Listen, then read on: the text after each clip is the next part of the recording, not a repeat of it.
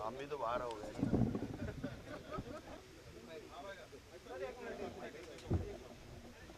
तो आगे नहीं आएगा, लेकिन हाँ ऐसे नहीं, मेरे को सब चाहिए, ये तू कम चाहिए।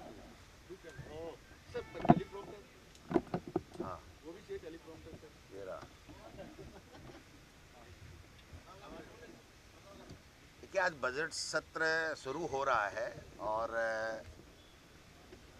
हम मानते हैं कि महामहिम के श्रीमुख से सरकार अपनी पीठ थपथपाएगी, लेकिन वास्तविकता कुछ और है।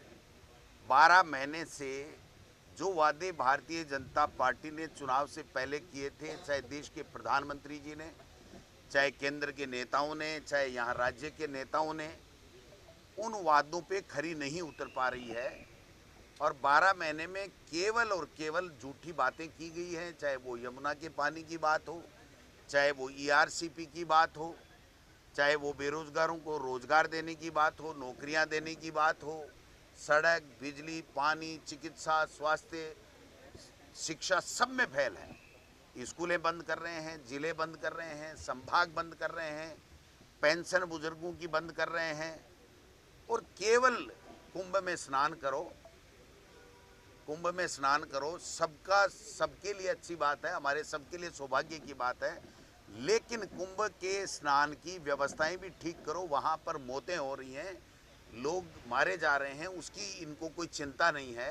यहाँ राजस्थान में पर्चियों से सरकारें चल रही हैं। गुड गवर्नेंस के लिए अधिकारियों को, मंत्रियों को काम करना पड़ता है, जनप्रतिनिधियों को काम करना पड़ता है। पंचायत राज के चुनाव कराएंगे नहीं, नगर निकाय के चुनाव कराएंगे नहीं, आईपीएस आईएएस की पोस्टिंग करेंगे नहीं, प्रमोशन हो गया, जिले खत्म करेंगे, संभाग खत्म करेंगे, नगरपालिका खत्म करेंगे। तो भाई 800 कामों की समीक्षा कर रहे थे, वो भी बता देना, आज महामहिम की श्रीमुख से बतवा देना माननीय मुख्यमंत्री जी कि आपने कितनी हमारी समीक्षा योजनाएं बंद की हैं, क्या की है। ऐसे ऐसे मंत्री बना रखे हैं जो अपने विभाग के ऊपर नहीं बोल करके अनर्गल बयानबाजी के लिए वो देश और प्रदेश में मशहूर हो गए हैं।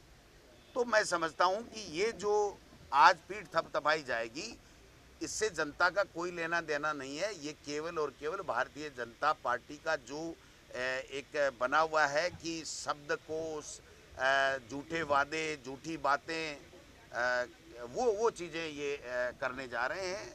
देखते हैं, बात करेंगे विधानसभा में, जो जनता के मुद्दे हैं उनके ऊपर इनको घेरने का काम करेंगे, इनकी खिंचाई करेंगे और इनको बताएंगे कि जनता से आपने ये वादे किया था। एक एग्जाम्पल मैं देना चाहता हूँ कि राजेंद्र जी राठौड़ साहब ने ये कहा है अभी अभी कल परसों ही कि साहब बाजरे की खरीद एमएसपी के ऊपर होनी चाहिए।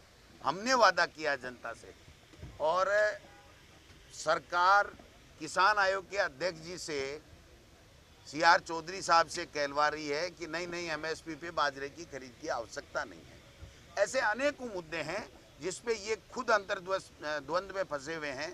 किरोड़ी जी दूसरी बार सदन में दूसरे बजट सत्र में नहीं आ रहे हैं।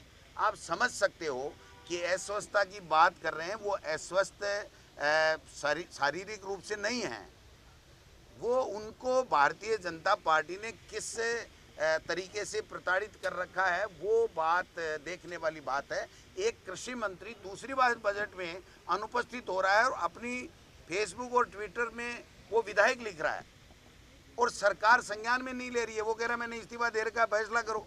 कोई फैसला नहीं कर पा रहे हैं, तो फिर फैसला करेगा कौन? तो जब अपने मंत्री का फैसला नहीं कर पा रहे, अपने नेता प्रतिपक्ष के जो वादे किए गए थे संकल्प पत्र में, वो ये कह रहे हैं कि बाजरे की खरीद करो एमएसपी पे, वो काम नहीं कर पा रहे हैं, तो फिर ये करेंगे क्या? ये बात जो है वो है, जनता की बात को हम लोग करेंगे।